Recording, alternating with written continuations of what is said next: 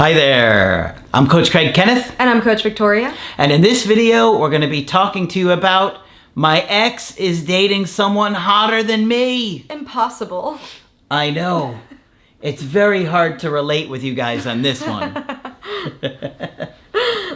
Before we begin, I did want to say that Craig and I are available for coaching sessions if you would like a one-on-one chat about your situation. So you can go ahead to our channel and sign up for that if you're interested. That's very easy to do, and we'll be happy to help you out. So, this is hard. It is. When you find out that your ex is dating someone new, it is like an immediate response or reflex to compare yourself to that person. Even if it's unconscious, even if you're trying not to do it. You're zooming in on the little Instagram profile to try to see, what do they look like? What are they doing? Yeah, and you're now all of a sudden you're in full stalking mode. Yeah. You know, you're researching everything about them like a scientist. You've got data, you've got sheets of information, you got computers. You got running the white pages up. You're looking at their house on Zillow. Exactly. You got friends and family stalking them. Oh my gosh. Listen, we know that you guys are doing a lot of that stuff. You know, it's tough when you're considering how somebody else looks because, let's face it, looks and attraction are very important to human beings. For some more than others, of course. Some people value it more, some people value it less. But I think it's instinct to kind of compare ourselves. And so, not only that, we're considering, what is this person like? What is the person's qualities? What do they have that I don't? How am I not lining up with this person? Like, are they more successful than me? Are they in better shape than me? Whatever it may be. We all want to be the one that is chosen. We all want to feel like we are the top of the food chain. You ain't getting any better. It's natural for someone to feel like that, and our egos get involved, and we become very insecure and vulnerable, and we start to fear that we're going to be replaced and that this new person is more special, and then they start looking excited about this new person, and we think that because it's going great in the beginning that they're going to leave forever, and that's the end, we'll never hear from our ex again. And the snowball continues. Yep. And then we start to also think about ourselves and our identity, who we are, how much value we bring to the world and to our partnerships. So this can be something that really does hit us in our core wounds. You know, relationships and especially breakups can bring out your biggest insecurities, some that you may not even know that you had, or some that may have been lying dormant for a long time. Yeah. And I've seen this situation come up over and over and over again, where, you know, there is a lot of fixation on the new person that the ex is dating, and normally there's some type of similarity between you and that person, and it is a fear inside of you that you're a failure, or, you know, that you didn't live up to these sort of standards, or that you should be in a different place, or even expectations from other people. And so breakups are hard. You really start to question your self-worth. And you also start to see the new person that your ex is dating through the lens of your insecurity. So the things that your ex is focusing on with them might be completely different than what you are focusing on with them, and what their traits are and who they are. For most of you, you don't know that new person, or you don't know them very well. And so the image that you have of them is the one that you create in your mind, which probably is not very accurate. My enemy. Yeah. You're thinking, you hear like one thing about them, you know, or and then you just blow it up into out of proportion. You know? And it's funny because I had a situation after a breakup where I was dumped, and then my ex started dating a doctor. And at the time, you know, I was going to school, so I was working hard on my academics. I was trying to make a life for myself, and seeing that and seeing how successful she was really felt like, oh my gosh, you know, I'm never gonna get this person back. You know, they went after this person who is high value, who is successful, and, you know, I can't compete with that. It really did tear me down in those moments where, I felt like, man, I'm working so hard towards this goal and this person is already there and beyond it. Yeah. So you start to compare where your finish line is to somebody else's. And you start to think, am I going the right direction in my life? Am I doing the right things? Am I good enough? Really is what it comes down to. We get obsessed about it too. We really do. And the tricky thing with this is because we're involved in our insecurities, we start to move away from logic. We start to move away from reality a little bit too, because of us seeing things through our hurt lens. And we also start to guess and come up with our own ideas. Who the person is, what the situation is like, how much your ex cares for them, what they're thinking. And we really go into a big cognitive distortion, which is mind reading. This is a big one. And this happens a lot. You know, you start to think, well, I know that my ex likes them better because of, them showing up with these qualities that I don't have. Or, I'm sure my ex is never going to think about me again because this person is way better than me. Or I'm afraid that they're better than me. And so we start to mind read when we don't know the story at all. Yeah. This is one of those. Or know very little. Or know very little. And when you notice yourself starting to spiral mentally, stop. As soon as you're aware of it, stop and challenge those thoughts. Something that can be scary but also reassuring is the fact that you don't know.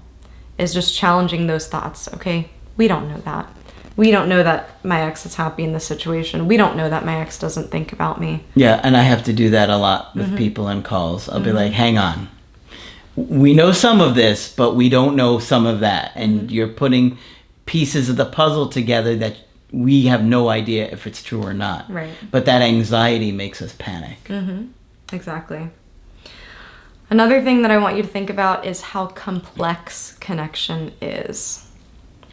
Humans are very complex. We are not just the attractive box that you check off and then you're happily ever after. There is so much to attachment. Absolutely. And this is why we say that every relationship is different and every breakup is different, because there are so many different factors. And, we talk about like attachment styles. And the more that you can understand attachment styles, the easier it's going to be to navigate your own issues and struggles and show up as a healthier partner, but also be able to understand your partner's issues and what makes them tick and their tendencies. And so when you understand these things, it really makes a huge difference in making something work. Now, you know very little if your ex is dating somebody new, okay? They may not line it all up with attachment. And so that's why I tell you guys, most rebounds don't last very long, because it's lust and it's exciting and amazing in the beginning, but it doesn't transition to long-term attachment. And just because you got attached to your ex doesn't mean that this new person will get attached to your ex.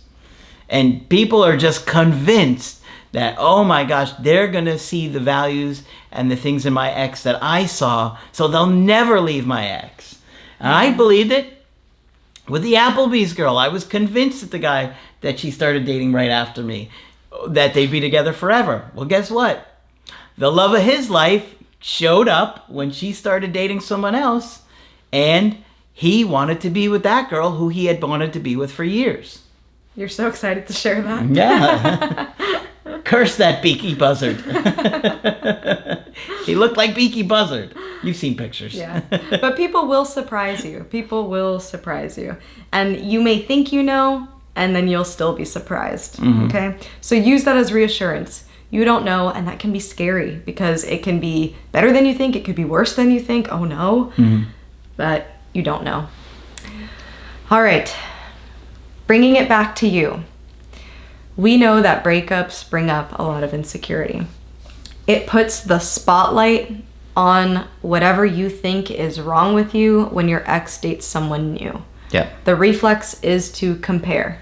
They say comparison is the thief of joy. And this is true in a lot of cases. You may be feeling a lot of jealousy, even betrayal, and this can be confusing that you feel betrayed even after a relationship has ended. Yeah. But you probably are still attached to that person. So even if you know that it's not a betrayal, it feels like one. Mm-hmm. There's a lot of hurt and insecurity that comes up. Now you have all of these emotions and you don't know what to do with them. Let them speak. This in itself, as strange as it is an opportunity for you to highlight your areas of growth. Like I had said before, sometimes it's an insecurity that you thought you have been over. Yep. You thought, man, I haven't felt this way, or I haven't felt like bad about that particular issue in a long time. I thought I was over that. But seeing my ex with that person really is bringing a lot of that back. Heal it. Let it speak. Is there any part of it that still hurts from that moment? Yep. And have a lot of compassion for yourself.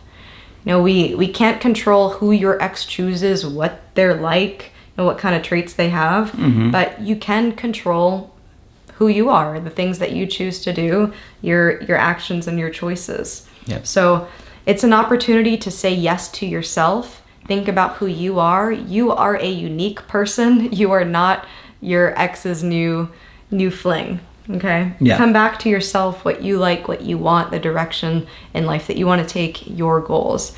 Everybody has their own racetrack that they're on, and yours is going to look different. Yeah. And just understand that, if you had a really strong connection with somebody and a really strong bond with them, they're going to see you attractive in many ways.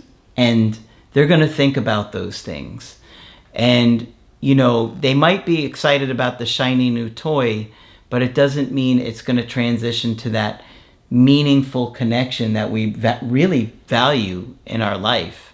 And even avoidance do, right? Because they come running back too. Yeah. But focus on you and being the best version of yourself, so you're happy with who you are, and you work through those insecurities and your attachment style and get to a more confident place where you're either gonna reattract your ex and be confident with them, or you're gonna find somebody else that may be a better fit for you. You can't go wrong when you're making yourself the priority and healing the priority. Right. And if you're going through this situation, my last little bit of advice is do something that makes you feel sexy. Because like I had said, your self-worth does take a hit. And I want you to go back and think about those qualities about yourself that you find desirable, that you would find desirable in a partner. And so, being able to build yourself up step by step is really, really important. Yeah, guys are thinking, maybe I'll get a pair of underwear without holes. Please. Is that what guys are thinking? Oh my God. Some of them are. All right, so hopefully this one's been helpful to you. Of course, if you want to get our help personally, you can get it on my website, askcraig.net. I do email coaching and I do Skype. Coach Victoria is available for Skype coaching. I'm here whenever you'd like to chat. Just click on her name on the top of the website to schedule with her. But that's it for this video. I'm Coach Craig Kenneth. And I'm Coach Victoria. And we will talk with you soon.